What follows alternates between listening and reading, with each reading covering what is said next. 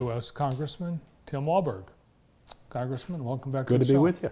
Yeah. And I overheard you talking to Cortland just moments ago. You were outside. You were biking this weekend? I was biking on a bike that has a wonderful engine in between, my Harley. Ah, the Harley. And I was out on my I guess you have to say an antique Schwinn Traveler racer that I bought with my paper route money when I was a kid back in 1963, and during the height in the initial stages of the coronavirus, when we were all locked in at home, I thought I've got to do something, so I pulled that out of the barn loft and restored it, and so I've had fun riding on it. And so I took that out because it had been sitting all winter, and I don't know whether it's because the tire pressure went down and got a flat spot, so when I took it out road, it would go bump, bump, bump. Finally figured it out, got it all fixed. Good. It runs well. You were at a number of community events this past weekend in Jackson. I saw you at Spring Arbor University. We were there at Spring Arbor University, night at Arbor, and it was a really encouraging thing. Rick Walton, who's coming up later on, got the Faith Small Award, which is a special award given for people who invest in the community with their lives and everything else. And then today I had opportunity to meet with your mayor this morning and see what's going on, talking about some of the things that they're preparing for in the warmer weather and the like, and talking about potholes. That's a common thing all over at this time of year in Michigan, and it's something that we have to find a way to fix better. But a lot of construction going on. On my way to Jackson this morning, we had to take a couple different routes because of the construction, so that's a good thing. And then we had the opportunity to hear the new president of MIS. I'm on the Motorsports Caucus in Washington, so it's always good to hear what's going on at my track back here that I've been going to since the 70s, and seen a lot of directors, a lot of presidents. Penske was there, of course, owned the track for a while, and we had Indy races as well as NASCAR races. We had sports car races in the infield. And so things have changed. Now we've got a lot of other events surrounding the one race that's there. And Joe Fowler seems like a sharp guy, comes from the industry, comes from Kansas City. He's living there right in the Irish Hills now, and that's a good thing. I think he's going to love it. So a lot of stuff happening in and around Jackson. I'm delighted to see it. Yes, a lot of stuff happening in and around Washington, D.C. as well. Last week, leaked draft opinion from the Supreme Court indicated that the High Court could overturn Roe v. Wade. So really two issues. One, the leak itself. You condemned that. Is there going to be further action? I hope so. You know, I think Justice Roberts will do it cautiously. I think they've got to find it. This can't happen. It's never happened before.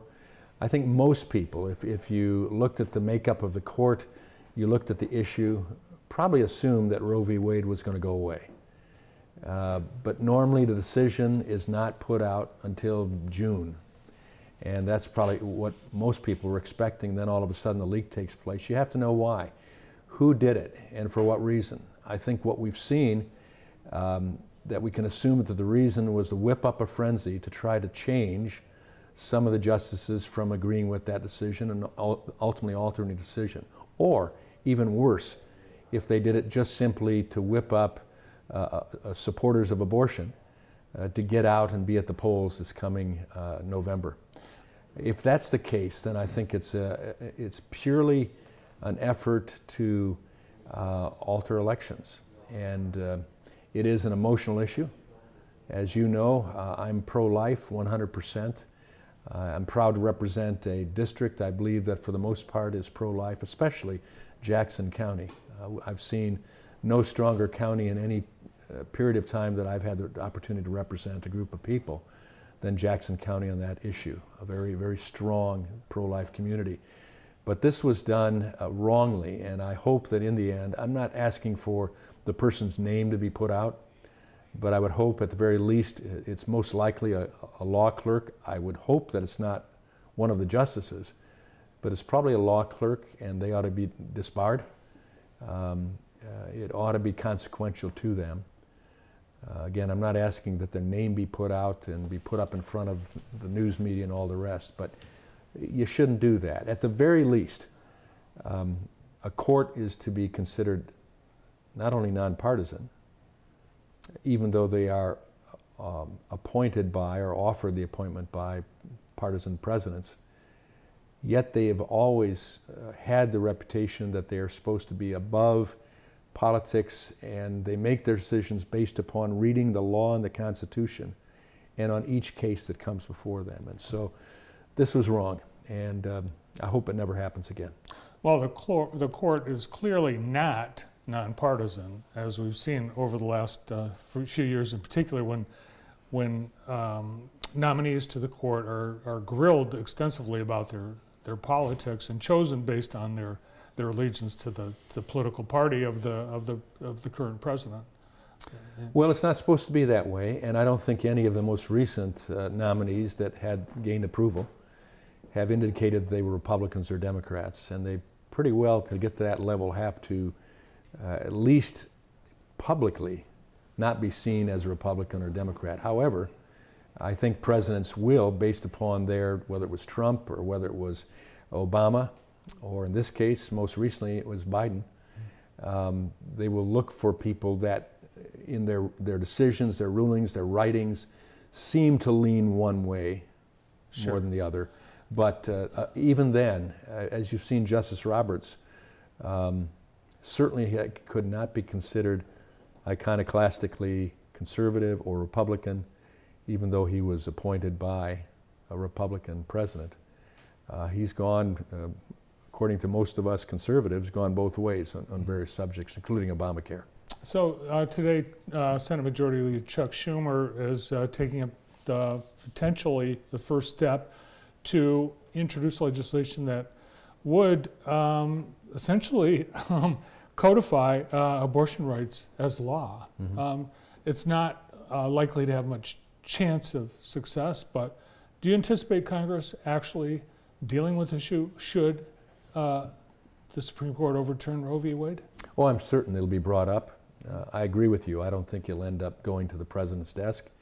And Chuck Schumer's been very clear that he doesn't expect it to pass either. He just wants to put every member of the Senate on record for where they stand on the issue of abortion. Again, that leads me to believe that leak was done for the same reason. Leading up to the elections, to try to whip up the supporter base, to have a reason to come out to the polls. I think Chuck Schumer is seeing that the liberal side, the Democrats, progressives especially, are growing very dissatisfied with this president. His approval rating is underwater significantly. And so in an off-year election, it's tough to get the party in power supporters out anyway. But with the poor performance of Biden, I think they're worried that they're not going to have Democrats coming to the polls like they need. So to try to allay some of the concerns of losing some seats that they are really at a great risk of losing, let's give people an issue that will get them to the polls. And that is crass politicization of some very important issues. And of course, abortion is an important issue because it involves life. Well, let's talk about the election just for a minute, because this is your 8th term you're running for. Different landscape for your geography, for your congressional district, different number. It's now 5. 5th. Yeah. Call it Fab 5 or something like that. Yeah, and it sounds like it leans even more Republican than the current 7th district. But it's attracting, and I think we're seeing this, there's a lot of Republicans running against Republicans in primaries, including in yours. You'll have primary opposition. And I think we see in the case of the election in Ohio last week, it was candidates supported or allegiant to former President Trump and those not. Is this election, the primaries particularly where Republicans are facing off, going to be a question of Trump support for Republicans? And in what camp do you fall? In certain cases it will be, especially where you don't have people who are running who have a record. I've got a record. My record, you could go and you could say, yeah, he's a Trump supporter. Better than 90% of my votes that Trump wanted were the same as he wanted. His policy was a conservative policy. I voted against him on his last two spending bills for COVID relief. I just thought we'd spent enough already and we're going way beyond what was necessary. So yeah, you'll see some of that. But I hope people in my race look at my record. I'm the only one running with a record. I come from a district that started out under last redistricting, which consisted of Monroe, Lenawee, Hillsdale, Branch, Jackson, Eaton, and most of Washtenaw County land space, which was an R+1. It was a swing district, barely Republican, 1 point. After this last election, it's R9. We worked hard to educate the people on what was going on in Washington. We appeared regularly in public. We had town halls, more than, the last I saw, more than all but 8 others. So we tried to bring it around to understanding. This new district starts out as a strong Republican district. I've never had an opportunity to run in a district that's this strong conservative Republican. It'll go from Lake Erie and the Canadian border to Lake Michigan and the Illinois border, the entire southern set of counties north of Indiana and Ohio. And then, thank God, keep Jackson in the district. I get Calhoun County back because I represented them in my first 2 terms. And I pick up a couple or 4 townships in Kalamazoo County, and then the townships of St. Joe, Cass, and most of Berrien County. So it'll be a Republican district. So you expect to have primary challengers. The one thing I have they don't have is they can talk about what they're going to do. I've got a record that shows what I have done in representing my districts, even in a swing district, representing as the most conservative member of the Michigan delegation and the most effective member of the Michigan delegation. Understanding, as you know, in broadcasting, you have to have a line that you don't cross. This is what you do to represent the constituents that watch you.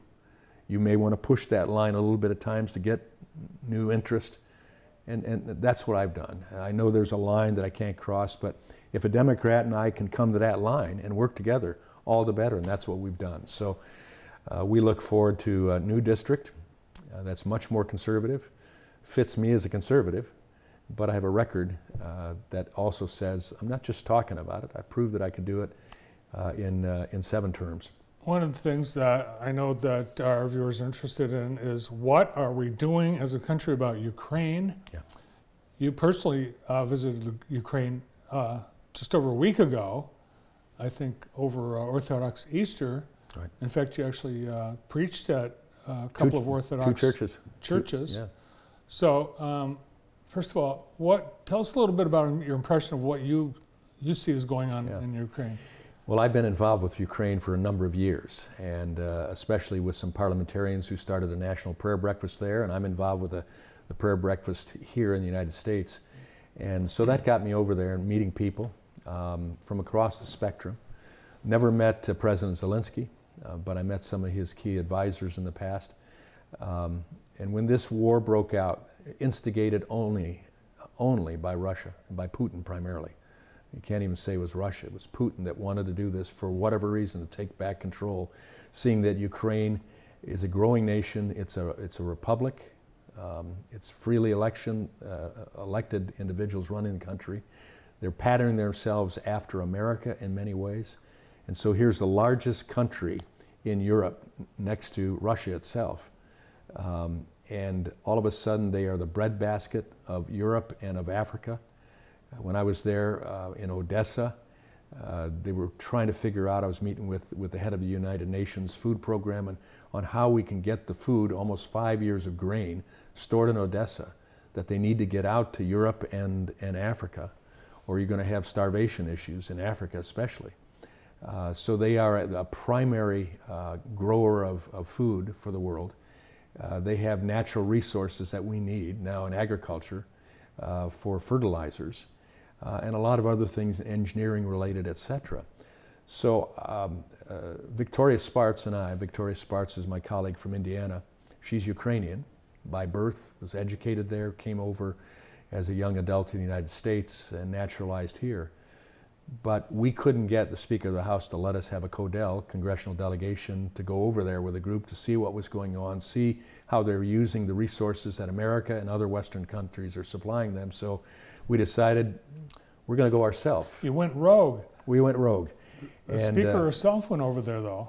She went the week after, and Victoria and I said, you know, if the only thing we produced was to get the Secretary of State and Secretary of Defense, Austin, over there toward the end of the time we were there, and then to get the Speaker to take a CODEL, albeit only a CODEL of Democrats, but nonetheless, that's a big deal for the Ukrainians to have the Speaker of the House over there in Kyiv.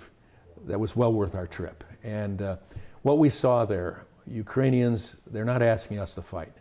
They're asking for our help. They're asking for resources. They will use them. They're asking for resources from Poland and all of the surrounding countries, and they are stepping up to the plate. And right now, I think I can safely say, Bart, they are winning. And if they have the resources in a timely fashion, I think they'll push back this communist, this Putin dictator, and that says something to China. China in the last week and a half has backed away a bit from their language about Taiwan. And I think it's only because they've seen the United States and Europe stand in support of freedom, even though we're not on the ground, we're not in the air flying, yet we're supporting freedom. And I think that says a number of things to China. It says it to North Korea. It says to Iran as well as Russia. We will not allow this type of action by world powers that want to usurp their authority and take over free countries. And America ought to be proud of what Ukraine is doing. Is there something the United States can or should be doing about that person himself, Putin, in his position? War crimes, one thing that's being discussed. Is there potential that he can be removed? No, I don't think he can be removed at present. It'll take action of Russians themselves. And while I might, and this sounds uncharitable, but when you're looking at evil in the face, if you had a Russian that could put a bullet to his head, that'd be a great way of doing it. I'm surprised there hasn't been. Yeah, and I think it's only because he's protected completely. But there might come a point in time when the Russian mothers are seeing more of their children come home in body bags. For what reason? Certainly with the satellites that are up there, Elon Musk has up in the air, there are more Russians, especially young Russians, that are going to get information of what actually is happening. They're going to start questioning, is Putin telling us the truth? What did Ukraine do to deserve this? Were they trying to take over Russia? And the answer is no. They were just developing their country as a free state. And it was Russia under Obama, during Obama's administration, that took in a portion of that country that started the whole thing. We should have responded aggressively, supporting Ukraine and pushing back at that point in time. That didn't happen, and so here we are again. All right, well, I wish we had more time, but we don't. We don't. Thanks for coming in today. Good to be with you. Set looks wonderful. Thank you. Our U.S. Congressman, Tim Walberg.